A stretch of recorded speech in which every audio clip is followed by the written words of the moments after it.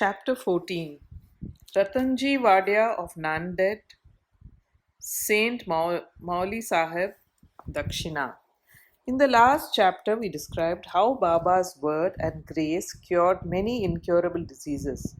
Now we shall describe how Baba blessed Mr. Ratanji Wadia and gave him an issue. The life of this saint is naturally sweet. His various doings, eating, walking, and his natural sayings are also sweet. His life is bliss incarnate. Sai gave bliss to his devotees as a means of remembrance. He gave them various stories of duty and action, which ultimately led them to true religion. His object may be that people should live happily in this world, but they should be ever cautious and achieve the object of their life, that is self-realization. We get human body as a result of merits in past birth, and it is worthwhile that with its aid we should attain devotion and liberation in this life. So we should never be lazy, but always be on the alert to gain our life goal or goal of life. If you hear the Leelas and stories of Sai daily, you will always see him day and night. You will remember him in your mind. When you assimilate Sai in this way, your mind will lose its fickleness, and if you go on in this manner, it will finally be merged in pure consciousness. Now let us come to the main story of this chapter. In Nanded, in the Nizam state, there lived a Parsi mill contractor and trader by name Ratanji Shapurji Wadia. He had amassed a large amount of money and had acquired fields and lands. He had cattle, horses, and conveyance and was very prosperous. In all outward appearances, he looked very happy and contented, but inwardly he was not so. Providential dispensation is such that no one in this world is completely happy, and rich Ratanji was no exception to this. He was liberal and charitable, gave food and clothing to the poor, and helped all in various ways. The people took him to be a good and happy man, but Ratanji thought himself miserable, as he had no issue, male or female, for a long time. Just as Kirtan, singing glories of the Lord without love or devotion, song without rhythmic accompaniments, Brahman without the sacred thread, proficiency in all arts without common sense, pilgrimage without repentance, and ornamentation without a necklace are futile and useless, so is a householder without an issue. Ratanji always brooded on this matter and said in his mind, "Would God be ever pleased to grant me a son?" He thus looked morose and did not relish his food. Day and night he was enveloped with anxiety as to whether he would ever be blessed with a son. He had a great regard for Das Ganu Maharaj. He saw him and opened his heart before him. Das Ganu advised him to go to Shirdi, take Baba's darshan, fall at his feet and seek his blessings and pray for an issue. Ratanji liked the idea and decided to go to Shirdi. After some days he went to Shirdi, took Baba's darshan and fell at his feet. Then, opening a basket, he took out a beautiful garland of flowers and placed it around Baba's neck and offered him a basket of fruits. With reverence, he then sat near Baba and prayed to him, saying, "Many persons who find themselves in difficult situations come to you, and you relieve them immediately. Hearing this, I have anxiously sought your feet. Please do not disappoint me." Sai Baba then asked him for dakshina of ₹5, which Ratanji intended to give, but added that he had already received ₹314 from him and that he should pay the balance only. Hearing this, Ratanji was rather puzzled. He could not make out as to what Baba meant. That was the first time he thought that he had come to Shirdi, and how was it that Baba said that he had earlier got ₹3,140 from him? He could not solve the riddle, but he sat at Baba's feet and gave the balance of the dakshina asked for. explained to Baba fully as to why he came and sought his help and prayed that Baba should bless him with a son. Baba was moved and told him not to worry and that thence onward his bad days had ended. He then gave him Udi, placed his hand on his head and blessed him, saying that Allah would satisfy his heart's desire. Then, after taking Baba's leave, Ratanji returned to Nanded and told Das Ganu everything that took place at Shirdi. He said that everything went on well there, that he got Baba's darshan and blessings with prasad. But there was one thing which he could not understand. Baba said to him that he had got rupees 3,140 before. Please explain as to what Baba meant by this remark. He said to Das Kanu, I never went to Shirdi before, and how could I give him the sum to which Baba referred? To Das Kanu too, it was a puzzle, and he thought much over it for a long time. Sometimes afterwards, it struck him that Ratanji had received some days ago a Mohammedan saint by name Mauli Sahab in his house and had spent some money for his reception. This Mauli Sahab was a well-known saint of Nanded and worked as a porter. When Ratanji decided to go to Shirdi, this Mauli Sahab turned up at Ratanji's house. Ratanji knew him and loved him, so he gave a small party in his honor. Das Ganu got from Ratanji the memo of expenses of this reception, and everybody was wonderstruck to see that the expenses amounted to exactly rupees 3,140. Nothing more, nothing less. They all came to know that Baba was omniscient, and though he lived in Shirdi, he knew what happened outside, far away from Shirdi. In fact, he knew the past, present, and future and could identify himself with anybody. In this particular instance, how could he know the reception given to Mauli Sahab and the amount spent therefore, unless he could identify himself with him and be one with him? Ratanji was satisfied with this explanation and his faith in Baba was confirmed and increased. In due time, he was blessed with a son and his joy knew no bounds. It is said that he had in all a dozen issues, out of which only 4 survived. In a footnote towards the end of this chapter, it is stated that Baba told Rao Bahadur Hari Vinayak Sathe after the death of his first wife to remarry and that he would get a son. R.B. Sathe married second time. The first 2 issues by his wife were daughters and he therefore felt very despondent.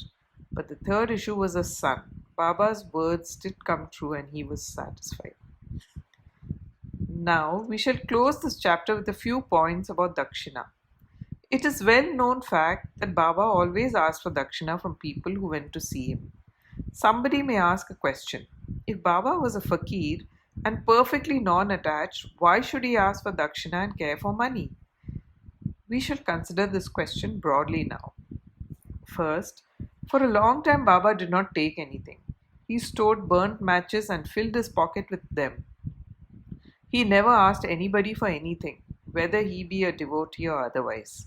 If anybody placed before him a paisa or 2, he purchased oil or tobacco. He was fond of tobacco, for he always smoked a beedi or chillam, an earthen pipe. Then some persons thought that they should not go to saints empty-handed and therefore place some copper coins before Baba. If a paisa was placed before him, he used to pocket it. If it was a 2 paisa coin, it was returned immediately.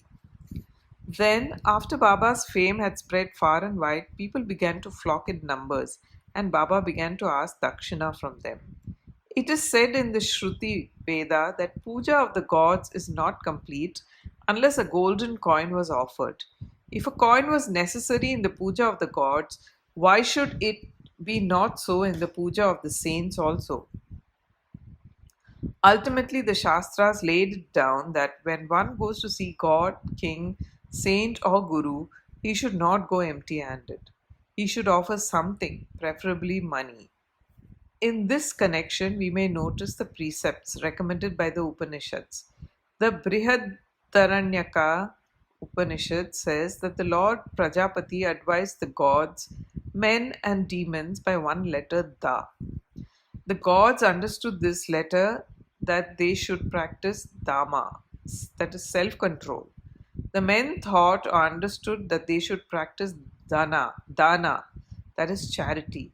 The demons understood that they should practice daya, that is compassion. To men, charity or giving was recommended.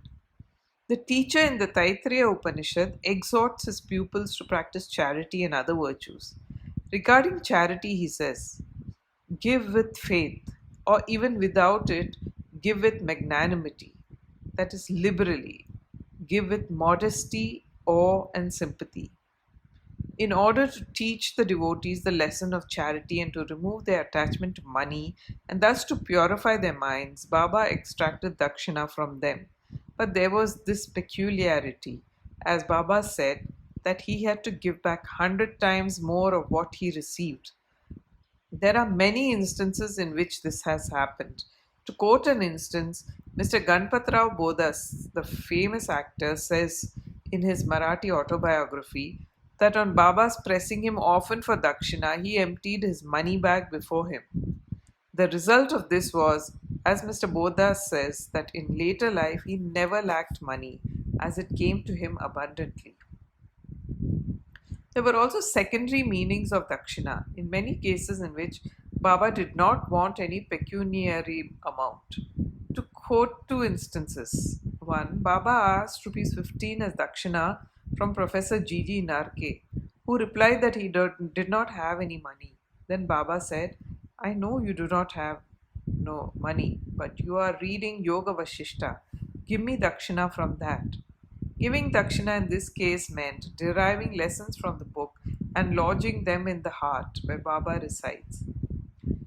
In the second case, Baba asked a certain lady, Mrs. R.A. Tarkar, to give rupees 6 as dakshina. The lady felt pained as she had nothing to give. Then her husband explained to her that Baba wanted 6 inner enemies, lust, anger, avarice, etc., to be surrendered to him. Baba agreed with this explanation. It is to be noted that though Baba collected a lot of money by dakshina, he would distribute the whole amount the same day, and the next morning he would become a poor fakir as usual. When Baba took his samadhi, even after receiving thousands and thousands of rupees as dakshina, for about 10 years he had only a few rupees in his possession. In short, Baba's main object in taking dakshina from his devotees was to teach them the lessons of renunciation and purification. Mr. B.V. Dev of Thana, retired Mamlatdar and a great devotee of Baba, has written an article on this subject, dakshina, in Shri Sai Leela magazine, volume 2, page 626, in which he says as follows: Baba did not ask dakshina of all. If some gave dakshina unasked, he sometimes accepted it and at other times refused it. He asked it of certain devotees only. He never demanded it from those devotees who thought in their minds that Baba should ask for it and then they should pay it.